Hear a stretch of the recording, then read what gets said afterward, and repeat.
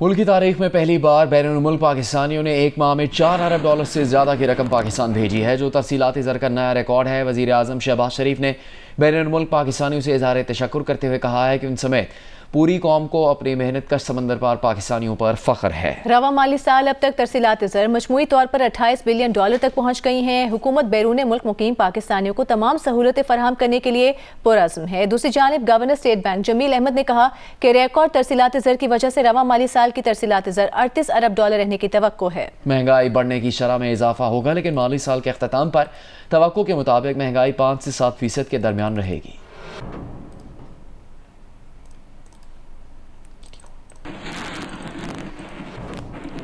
Peoples party के मरकजी secretary इत्तलात Nadeem Afzal चंद ने कहा है कि सागडार के बयान के बावजूद बिलावल भुट्टो जरदारी की तहरीक इंसाफ और हुकूमत के दरमियान मुज़ाकरात कराने की पेशकश आज भी कायम है। प्रोग्राम कैपिटल टॉक में गुफ्तगू करते हुए तहरीक इंसाफ के सेनेटर ओन अब्बास वप्पी ने कहा कि आज़म स्वाति समेत बानी तहरीक इंसाफ से जिसने भी मुज़ाकरात का पूछा तो बानी तहरीक इंसाफ ने पाकिस्तान की खातिर मुज़ाकरात से इनकार नहीं किया। वज़ीर मुमलिकत बराए रेलवेज़ बिलाल अज़हर कियानी ने कहा कि हुकूमत ने मुज़ाकरात की बहुत कोशिश की, मगर ताली दोनों हाथों से बचती है। सागडार साहब का बयान है, क्या इस बयान के बाद बिलावल भुट्टो जरदारी साहब की वो पेशकश कायम है जिसमें उन्होंने कहा था कि हुकूमत और तहरीक इंसाफ के दरमियान मुज़ाकरात के लिए वो भी कोई किरदार अदा करने के लिए तैयार है? बिल्कुल, आज भी हमारी ऑफर कायम है। जो बिलावल साहब ने जो कहा था, ये मुल्क देखें, कभी हुकूमत का पलड़ा भारी होता है, कभी अपोजिशन का पलड़ा भारी होता है, बयानात दोनों तरफ से चेंज होते रहते हैं। मेरे ख्याल पीपल पार्टी यही चाहती है कि ये निज़ाम चलता रहे, ये जमहूरियत रूली लंगड़ी भी बेहतरी की तरफ हम जाएं। मीर साहब बात सुनिए, इनसे मुज़ाकरात मतलब ये नहीं है। इशू ये है कि इमरान खान साहब से पिछले एक साल में जिस शख्स ने जाके पूछा कि खान साहब पाकिस्तान की सालमियत और पाकिस्तान को आगे ले जाने के लिए हमें किसी ना किसी स्टेक होल्डर से बात करनी, उन्होंने कभी इनकार नहीं किया। और यही बात उस वक्त आज़म स्वाति साहब ने की, तो खान साहब उनको भी वही जवाब दिया कि अगर तुम समझते हो ये वाकई पाकिस्तान का इशू है तो मुझे मेरी कोई अना मेरे इस मुल्क से बड़ी नहीं है, तो इसमें तो कोई बुरी बात नहीं। अगर हम एग्री कर रहे हैं, सिर्फ अपनी अना को साइड रखिए, हम इन लोगों से बात करने को तैयार हैं। जहां तक मुज़ाकरात की बात है, जितनी कोशिश इस जमात के साथ की गई है PMLN की तरफ से और जमातों की तरफ से पिछले सालों में, मेरे ख्याल से इसकी कोई नज़ीर नहीं। ताली दो हाथ से बचती है। बहरहाल हमें कोई आपसे मुज़ाकरात की ज़रूरत नहीं है। हम सिर्फ ये कहते हैं आप खैबर पख्तूनख्वा की हुकूमत पे अपनी जिम्मेदारी निभाएं और कौमी असम्बली में आके अपनी जिम्मेदारी निभाएं। Governor State Bank Jamil Ahmed ने जियो न्यूज़ के प्रोग्राम आज शाहजेब खानज़ादा के साथ में बात करते हुए कहा है कि अमरीकी टैरिफ से टेक्सटाइल इंडस्ट्री पर असर पड़ेगा, मगर तेल की कीमतों में कमी से टैरिफ्स का मनफी असर कम हो जाएगा। उन्होंने कहा कि शरह सूद में कमी से हुकूमत को अदायगियों में 1 खरब का रिलीफ मिलने की तवक्को है। माशी तरक्की की शरह 3% तक रहने की तवक्को है। 30 जून से पहले $4 से $5 अरब आने की तवक्को है, जबकि जून के आखिर तक ज़र मुबादला के ज़खायर $14 अरब होने का हदफ है। गवर्नर स्टेट बैंक का यह अहम इंटरव्यू देखिए 10 बजे जियो न्यूज़ के प्रोग्राम आज शाहजेब खानज़ादा के साथ में। अमरीकी सदर डोनाल्ड ट्रंप ने ओवल ऑफिस में मीडिया टॉक करते हुए कहा है कि उनका प्लान ज़्यादा से ज़्यादा गैर कानूनी रिहाइश पजीर लोगों को उनके मुल्कों में वापस भेजना है। सदर ट्रंप ने अमरीका दरामद की जाने वाली दवाओं पर टैरिफ लगाने का इशारा दिया। कहा दवाओं पर टैरिफ का निफाज ज़्यादा दूर नहीं है। उन्होंने कहा कि वो ईरान का मसला हल कर देंगे। ईरान मुआहदा चाहता है, लेकिन ये काम कैसे करना है उसे ये नहीं मालूम। ईरान ख्वाब देखना छोड़ दे, वो कभी जौहरी हथियार हासिल नहीं कर सकता। कौमी असम्बली ने गज़ा पर इसराइली हमलों के खिलाफ करारदाद मुत्तफ़क़ा तौर पर मंजूर कर ली। तमाम सियासी जमातें गज़ा की हिमायत में यकज़बान हो गईं। करारदाद में फ़लस्तीनियों से यकजहती का इजहार करते हुए वहशियाना इसराइली हमलों की शदीद मज़म्मत की गई। आसिफ बशीर चौधरी की रिपोर्ट देखिए। पाकिस्तान एक बार फिर निहत्ते और मजलूम फ़लस्तीनियों की आवाज़ बन गया। अपोजिशन के मुतालबे पर स्पीकर कौमी असम्बली अयाज सादिक ने वक्फा सवालात मौखर करके मसला फ़लस्तीन को ऐवान में ज़ेर गौर लाकर मुश्तरका करारदाद पेश करने पर बहस कराई। तमाम सियासी जमातों ने इत्तफाक किया और वज़ीर कानून आज़म नज़ीर तारड़ ने करारदाद पेश की, जिसे कौमी असम्बली ने मुत्तफ़िक़ा तौर पर मंजूर कर लिया। करारदाद में फ़लस्तीनियों से इज़हार यकजहती, गज़ा से इसराइली मकबूजा फोर्सेज की फौरी वापसी और आलमी बरादरी से फ़लस्तीन को अक़वाम मुत्तहिदा का बाकायदा रुकन तस्लीम करने का मुतालबा किया गया है। वज़ीर कानून आज़म नज़ीर तारड़ ने कहा कि इसराइल ने फ़लस्तीन में जुल्म की नई तारीख रकम कर दी है। फ़लस्तीनी अवाम को अक़वाम आलम की मदद की ज़रूरत है। बैरिस्टर गौहर ने कहा कि इस वक्त गजा में कुछ नहीं बचा। 61,000 अफराद शहीद हो चुके। अली मोहम्मद खान ने मसला फ़लस्तीन पर पार्लियामेंट का मुश्तरका इजलास बुलाने का मुतालबा किया। पीपल्स पार्टी के अब्दुल कादिर पटेल ने कहा कि इसराइल सिर्फ बद्दुआओं से तबाह नहीं होगा, उम्मत मुस्लिमा को अमली इक़दामात करना होंगे। वफाकी वज़ीर इत्तलात अताउल्लाह तारर ने कहा कि फ़लस्तीन के मसले पर पूरी कौम मुत्तहिद है और हमें इस मामले पर सियासत से गुरेज करना चाहिए। वफाकी वज़ीर सैयद मुस्तफ़ा कमाल ने कहा कि हुकूमत 100 ज़ख्मी फ़लस्तीनी बच्चों को बमा अहले खाना पाकिस्तान मुंतकिल करे और उन्हें इलाज मुआलजे की सहूलियात मुहैया करे। कौमी असम्बली से मुत्तफ़िका करारदाद पास होने के बाद कौमी असम्बली का इजलास गैर मुय्यना मुद्दत तक मुलतवी कर दिया गया। आसिफ बशीर चौधरी, जियो न्यूज़, पार्लियामेंट हाउस, इस्लामाबाद। बरतानिया में हर्टफोर्डशायर पुलिस ने कारपेंटर्स पार्क के कब्रिस्तान में कब्रों की बेहुरमती के वाक़े की तहकीकात शुरू कर दी हैं। कब्रिस्तान में मुसलमानों की कब्रों वाले हिस्से में 85 कब्रों के कतबे तोड़े गए। पुलिस ने इलाके के लोगों से अपील की है कि जिसको भी इस बारे में मालूमात हो वो पुलिस से राबता करे। ब्रेड काउंसिल के लीडर मोहम्मद भट्ट ने एक बयान में कहा कि मुसलमानों की कब्रों को जानबूझकर निशाना बनाया गया। कतबे तोड़ने का वाक़या इस्लामोफोबिया पर मबनी नफरत अंगेज जुर्म मालूम होता है। उन्होंने कहा कि पुलिस तहकीकात मुकम्मल होने के बाद तमाम कतबे दोबारा लगाए जाएंगे।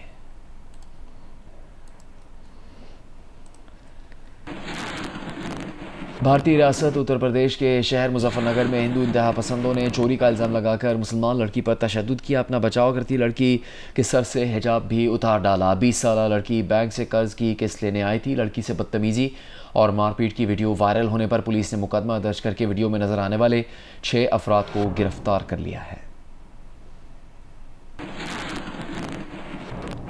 वज़ीर आज़म secretariat, parliament lodges, chairman senate, वज़ारत दिफा की मिलिट्री इंजीनियरिंग और कैपिटल डेवलपमेंट अथॉरिटी मजमूई तौर पर 23 अरब रुपए की बिजली के नादहिंदा निकले। वज़ारत दिफा की मिलिट्री इंजीनियरिंग 6 अरब 65 करोड़ रुपए की, जबकि CDA 5 अरब 93 करोड़ रुपए की नादहिंदा निकली है।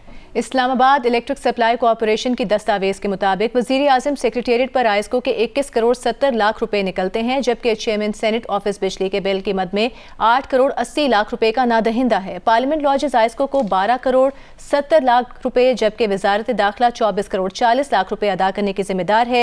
कैंट बोर्ड चकलाला 2 अरब रुपए से जायद का नादहिंदा निकला है। वासा ने बिजली बिलों की मद में आयस्को को 1 अरब 87 करोड़ 70 लाख रुपए देने हैं। पंजाब पुलिस बिजली के बिलों की मद में आयस्को की 18 करोड़ 60 लाख, FIA 3 करोड़ 30 लाख रुपए का नादहिंदा है।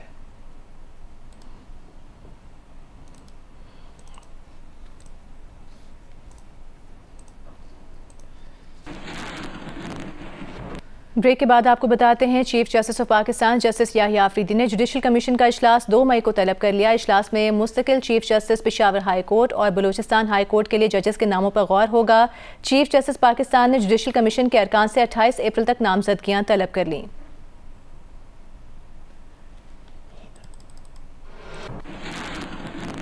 हैदराबाद सखर मोटरवे पर काम रवां साल शुरू होगा। मोटरवे का हिस्सा 3 साल में मुकम्मल होगा। कराची हैदराबाद मोटरवे नए रास्ते पर बनाई जाएगी। वफाकी वजीर मनसूबाबंदी एहसन इकबाल ने प्रेस कॉन्फ्रेंस में कहा कि हैदराबाद सखर मोटरवे PTI हुकूमत ने रोकी थी, जिसकी वजह से अब इसकी लागत दुगनी हो चुकी है।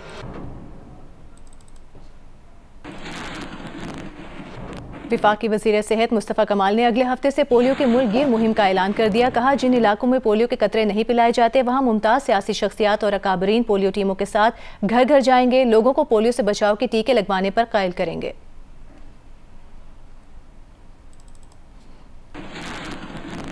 वज़ीर तिजारत जाम कमाल खान ने कहा है कि पाकिस्तान जल्द एक वफ्द अमेरिका भेजकर टैरिफ का मामला उठाएगा। नुमाइंदा जियो न्यूज़ नौरीन सलीम जंजुआ को इंटरव्यू में वज़ीर तिजारत ने कहा कि जिन मुल्कों पर टैरिफ लगे हैं वहाँ पाकिस्तान के लिए नए मौके पैदा होंगे।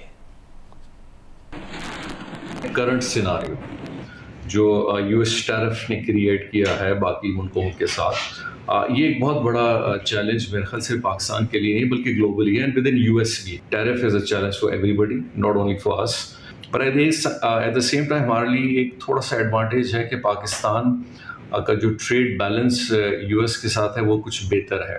हमने हालिया में कुछ चीज़ों का उनसे ट्रेड हमारा इंपोर्ट बढ़ा है। पिछले एक हफ्ते से we have interacted with the whole industry first. इस बार सिनारियो में पिक्स एंड चूज जो हम आस्क्स US के साथ कर सकते हैं, ये एक रेसिप्रोकल पॉलिसी है जिसको हर मुल्क जाके कॉन्टेस्ट करेगा और इंशाल्लाह जल्द आप देखेंगे कि पाकिस्तान का एक डेलीगेशन भी US जाएगा और उस पर अपनी एडवोकेसी करेगा US में जाके। अब मौजूदा 28% का एक टैरिफ ऑब्लिगेशन है, उसको हम जाके देखेंगे how to address it. So इसमें all stakeholders are on board, from prime minister to prime minister साहब इसको खुद बड़े क्लोजली देख रहे हैं। सेक्रेटरी SIFC जमील कुरैशी ने कहा है कि ओवरसीज़ पाकिस्तानियों को अब सरमाकारी के लिए तमाम सहूलियात SIFC में एक जगह दस्तियाब होंगी। इस्लामाबाद में ओवरसीज़ पाकिस्तानियों के कन्वेंशन से खिताब में कहा कि ओवरसीज़ पाकिस्तानियों को वन विंडो ऑपरेशन मिलेगा, कहीं और जाने की ज़रूरत नहीं पड़ेगी। SIFC का बनाने का फ़ायदा यह है जी कि you have got everything in one place. Invest at sifc.gov.pk is our address.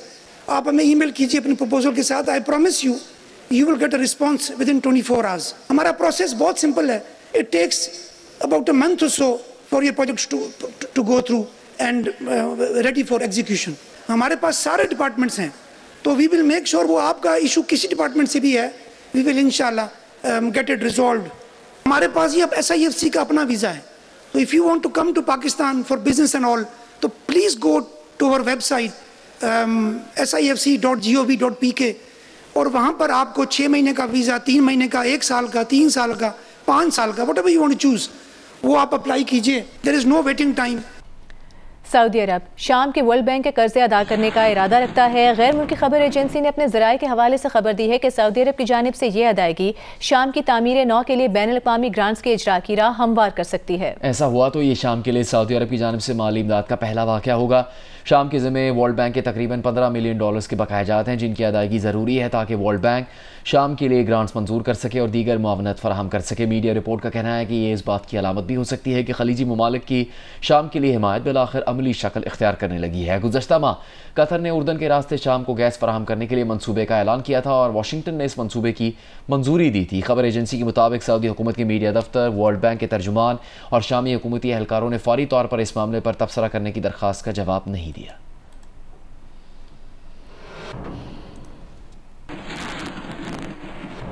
अमरीकी अखबार वाशिंगटन पोस्ट ने पाकिस्तान के इस दावे की तस्दीक कर दी है कि पाकिस्तान में होने वाले दहशतगर्द हमलों में अफगानिस्तान में छोड़ा गया अमरीकी असलहा इस्तेमाल हो रहा है। अपनी रिपोर्ट में अमरीकी अखबार ने लिखा कि अमरीकी फ़ौज और पेंटागन ने भी तस्दीक की है कि पाकिस्तानी हुकाम की जानिब से सहाफ़ियों को दिखाए गए M16 राइफल्स, दीगर जदीद हथियार और नाइट विजन डिवाइसेस समेत दीगर असलहे में से 63 हथियार अमरीकी हुकूमत ने अफगान फोर्सेस को दिए थे। वाशिंगटन पोस्ट के मुताबिक साल 2018 में अमेरिका में बनने वाली राइफल गुज़श्ता माह बलूचिस्तान ट्रेन हमले के बाद हमलावरों के पास से बरामद हुई।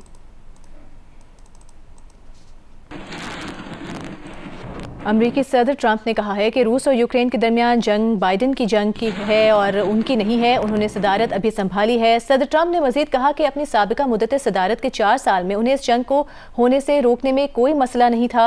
सदर पुतिन और हर कोई उनका एहतराम करता था, उनका इस जंग से कोई लेना देना नहीं था, लेकिन वो मौत और तबाही को रोकने के लिए मेहनत से काम कर रहे हैं। अपने पैगाम में अमरीकी सदर ट्रंप का कहना था कि अगर 2020 का सदारती इंतखाब धांधली ज़्यादा ना होता, जो कि वो कई तरीकों से था, तो ये खौफनाक जंग कभी शुरू ही ना होती। सदर ज़ेलेंस्की और चालाक जो बाइडन ने इस जुल्म को शुरू होने देकर बहुत बुरा काम किया। इसे शुरू होने से रोकने के कई तरीके थे, लेकिन वो माजी की बात है, अब हमें इसे फ़ौरन रोकना होगा। सूडान के इलाके मगरबी डारफर के कैंपों पर पैरामिलिट्री फोर्सेस के हमलों में 400 से ज़्यादा अफराद हलाक हो गए हैं। बरतानवी मीडिया के मुताबिक सूडान में मौजूद अक़वाम मुत्तहिदा टीम ने 148 अमवात की तस्दीक की है। दीगर ज़राए 400 हलाकतों की तस्दीक कर रहे हैं। सूडान में 2023 से फ़ौज और मुनहरिफ फ़ौजी ग्रुप RSF के दरमियान लड़ाई जारी है।